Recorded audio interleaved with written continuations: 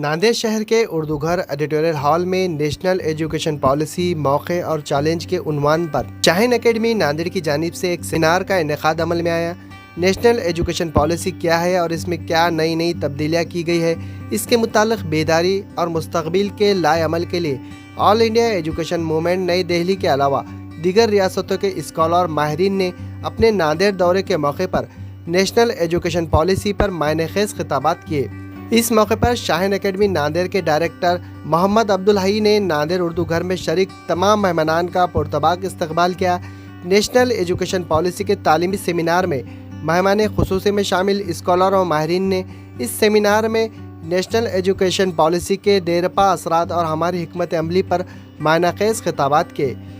Nanded Shaheen academy की जानिब से उर्दू घर में मुनक़दा नेशनल एजुकेशन पॉलिसी पर मुनक़िद सेमिनार में मेहमान खुसूसी में शामिल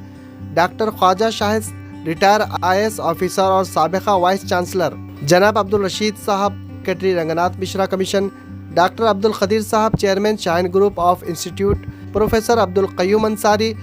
सदर शोबे electric engineering Jamia Islamia Delhi, doctor Halima Saeeda साहिबा, deputy director education Delhi Waqf board, Syed Mansoor Agha, साबिक़ा एडिटर कौमी आवाज़, सदर दिल्ली मजलिस मुशावरात के अलावा दीगर मेहमानान भी मौजूद थे। इस नेशनल एजुकेशन पॉलिसी पर मुनक़िद सेमिनार को समाअत करने के लिए शहर के मौजूद शहरियान, लेक्चरर, प्रोफेसर, इंजीनियर,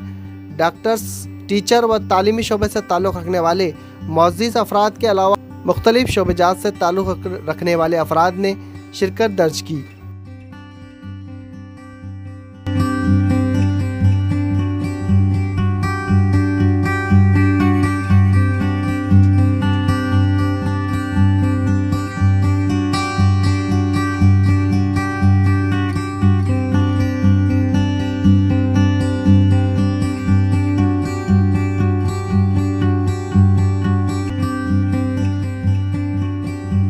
मजमूई तौर पे इसको एक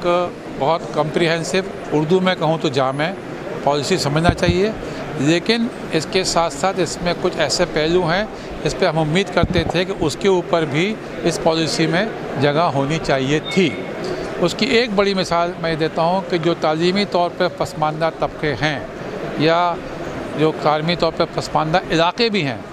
उनके बारे में इस तालीमी पॉलिसी में कोई बहुत ज़्यादा तौर पे नहीं कहा गया है। इशारतन बात की गई है, कनायतन बात की गई है, लेकिन वाज़े तौर पे और अगर मुआवजा करें 1986 की पॉलिसी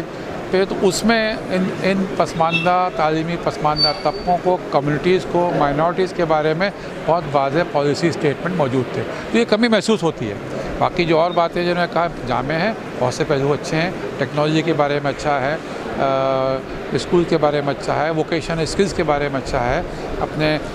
रिसर्च के बारे में बहुत अच्छा उन्होंने मौके दिए हैं, अच्छी बातें उसमें मौजूद हैं। इस पे असरअंदाज इस तरीके से बहुत ज़्यादा नहीं पड़ेगा कि जब उन्होंने बात करी है तो मुतवाज़ी निज़ाम तालीम की बात भी करी है और ये कहा है कि वो एक ऐसा निज़ाम है जिसको हम फ़ायदा उठा सकते हैं और उसके ज़रिए हम अपने जो मक़ासद हैं इस तालीमी पॉलिसी के, उस पैरेलल मुतवाज़ी निज़ाम, उस मुतवाज़ी निज़ाम में अगर हम सोच को अपना बढ़ाएं, वसअत दें, तो मदरसे भी आ सकते हैं, वैदिक स्कूल भी आ सकते हैं, खालसा कॉलेज भी आ सकते हैं। ऐसे बहुत सारे जो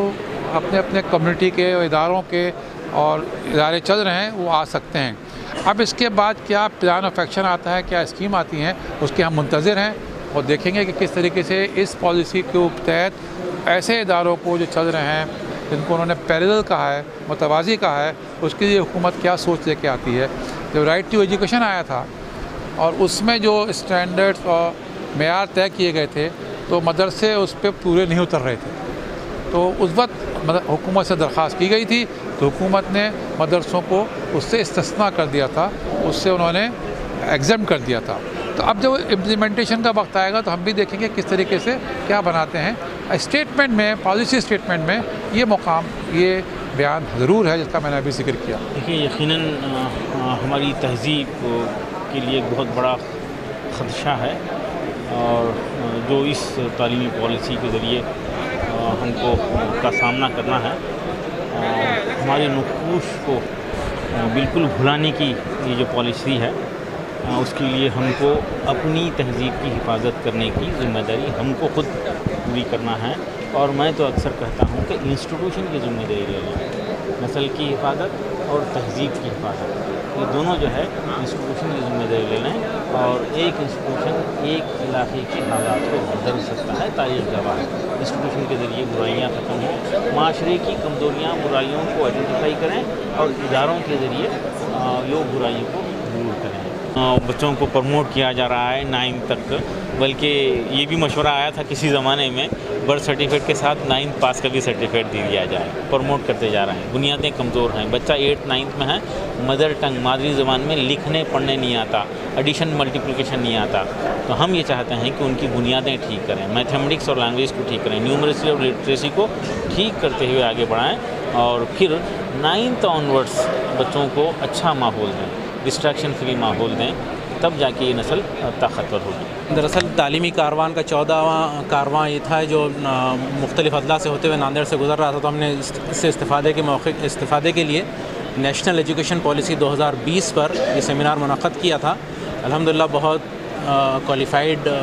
मुक़र्रिरीन ने इस पर अच्छी तरह से रोशनी डाली और उसके अपॉर्चुनिटीज़ और चैलेंजेस पर पूरी मुकम्मल बहस की और हमारे सामने एक लाए अमल भी दिया है कि हमको क्या करना चाहिए। इस प्रोग्राम के ज़रिए से जो अहम ज़िम्मेदारी हम पर आती है कि हम हमारे एजुकेशनल मेयार को काफ़ी बुलंद करें, हमारे एजुकेशनल इंस्टीट्यूट के इंफ्रास्ट्रक्चर को, उसके मेयार को, हमारी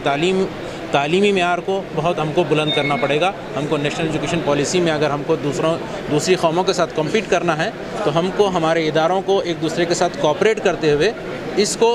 अपने न सिर्फ तालीमी मेयार को बल्कि तालीमी इदारों के मेयार को भी बुलंद करना बहुत ज़रूरी होगा।